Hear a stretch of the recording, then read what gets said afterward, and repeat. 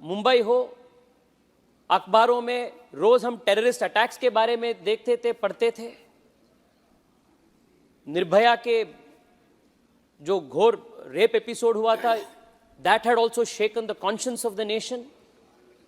एक प्रकार के सरकार के प्रति और पूरे पॉलिटिकल सिस्टम के प्रति ही एक विश्वासहीनता देश में एक पैदा हुआ था, और उस प्रकार के एक निराशा के माहौल में नरेंद्र मोदी जी जैसे एक रे ऑफ होप देश को मिला, और मेरे जैसे करोड़ों करोड़ों नौजवान अपने पूरे ताकत मोदी जी के पीछे लगाकर 2014 में पूर्ण बहुमत की भारतीय जनता पार्टी की मोदी जी के नेतृत्व वाली सरकार को हमने लेकर आए।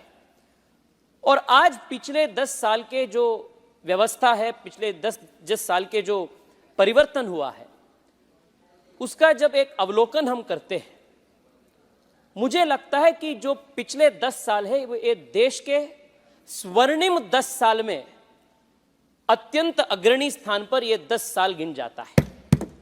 The last 10 years have been the most transformative 10 years, the decade of transformation in the country's political history. And the kind of paradigm shift that the country's politics, the country's society, the country's economy has seen and witnessed. पहला जो change है वो तो यह है कि देश के जो ओवरऑल माहौल था वो डेस्पोंडेंसी में था, पूरा एक निराशा का माहौल था। और आज देश ऑप्टिमिज्म के साथ, होप के साथ, कॉन्फिडेंस के साथ उभर कर चुका है।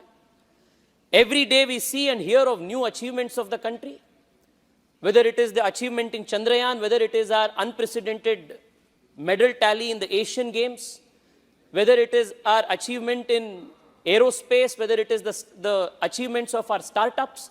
Every single day we are hearing stories of achievements and success, and despondency has given way to hope and optimism.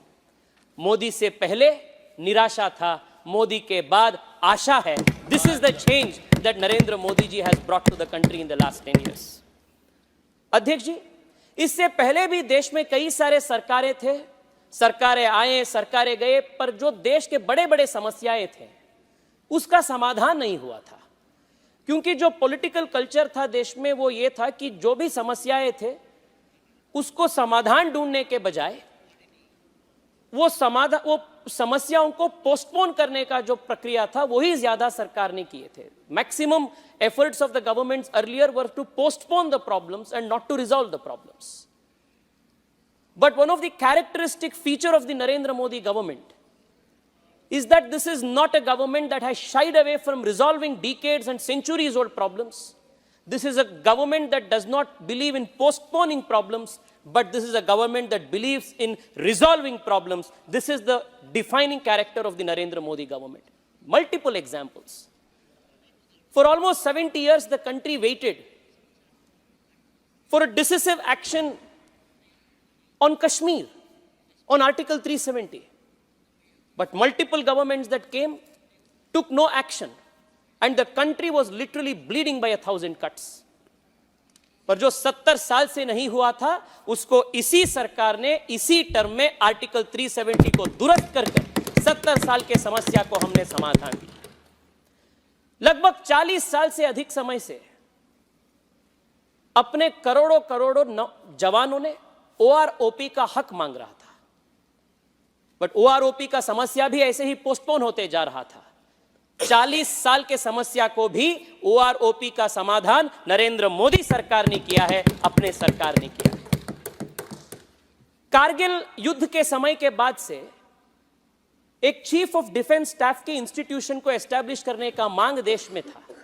लगभग 20 साल से यह मांग भी पोस्टपोन होते जा रहा था। सरकारें आई, सरकारें चली, but India's demand of a strong coordinated chief of defense staff and creation of this institution was not met. But इसका भी समाधान नरेंद्र मोदी के सरकार में हुआ, और आज मल्टीपल थिएटर्स में, मल्टीपल फ्रंट्स में कोऑर्डिनेटेड एफर्ट्स के साथ if India can answer the external efforts and attacks, it is because we created the institution of the chief of defense staff. कई सारे जो नॉर्थ ईस्ट के समस्याएं थे, वो नागा अकॉर्ड हो, बोडो के इश्यू हो, मिजोरम के इश्यू हो, मणिपुर के इश्यू हो, बांग्लादेश से जुड़े हुए लैंड एग्रीमेंट हो, ये सभी इश्यू 70-70 साल से पेंडिंग था। आज नॉर्थ ईस्ट में मैक्सिमम अपने प्रदेशों में आज शांति के व्यवस्था आज हो चुके हैं, तो इसका समाधान भी नरेंद्र मोदी के सरकार के समय में हुआ है। इतना ही नहीं अध्यक्ष जी, ये तो 50 साल, 70 साल, 40 साल का समस्या था। 500 साल से देश के समाज, देश के हिंदू समाज, भारतीय समाज अयोध्या के राम मंदिर इश्यू को सॉल्व करने के लिए, समस्या को समाधान करने के लिए वो प्रतीक्षा में थे। और ये कहते हुए गर्व है कि हम सब के वोट के वजह से जो नरेंद्र मोदी जी के सरकार सत्ता में आई, इस सरकार के प्रयासों से 500 साल के जो अपने प्रतीक्षा थे वो भी समाप्त हो गए और भव्य राम मंदिर अयोध्या में बन गए। So this is a problem solving government. So Modi ji आने से पहले समस्या थी और मोदी के बाद समाधान है। ये बिफोर मोदी और आफ्टर मोदी के फर्क है। अध्यक्ष जी, इस सरकार के सबसे बड़ा जो उपलब्धि है, one of the biggest achievements of this government is the fact that we have lifted 25 crore people out of poverty. और अध्यक्ष जी, ये जो अचीवमेंट है, इसका ह्यूमन पॉपुलेशन के कॉन्टेक्स्ट में हम देखें तो पता चलता है कि ना यूरोप में ना चीन में जना मोदी जी ने लॉन्च की है, ये सबसे बड़ा एग्जाम्पल है। हम देखे हैं अध्यक्ष जी, पिछले 2-3 जनरल स्टेट इलेक्शंस में कांग्रेस पार्टी से लेकर आम आदमी पार्टी तक चुनाव से पहले जनता के पास ये जा रहे हैं और वादा दे रहे हैं कि हम 200 यूनिट फ्री दे रहे हैं, 300 यूनिट हम फ्री देंगे इलेक्ट्रिसिटी। ये रेवड़ी बांटने का काम ये कर रहे हैं। और सरकार के ऊपर गरीबों को निरंतर अवलंबित करने का काम वो कंटिन्यू कर रहे हैं। पर मोदी जी अवलंबित करना नहीं चाहते, परावलंबी उनको करना नहीं चाहते, स्वावलंबन करना चाहते। इसलिए पीएम सूर्योदय योजना में हमें गरीब के घर पर सोलर रूफटॉप लगाने के लिए हम उनको प्रोत्साहित करेंगे, सब्सिडी देंगे, उनको ताकत देंगे। Not only that he can save 200-300 units of electricity so that 300 units of electricity will become free, but he can also earn additional money because of that solar rooftop. ये अपने इकोनॉमिक अप्रोच में फर्क है। हम गरीब को गरीब रख के उनको वोट बैंक बनाकर कैरियर से अपने पॉलिटिकल फायदा उठाने का सोच भारतीय जनता पार्टी या नरेंद्र मोदी सरकार नहीं करते हैं।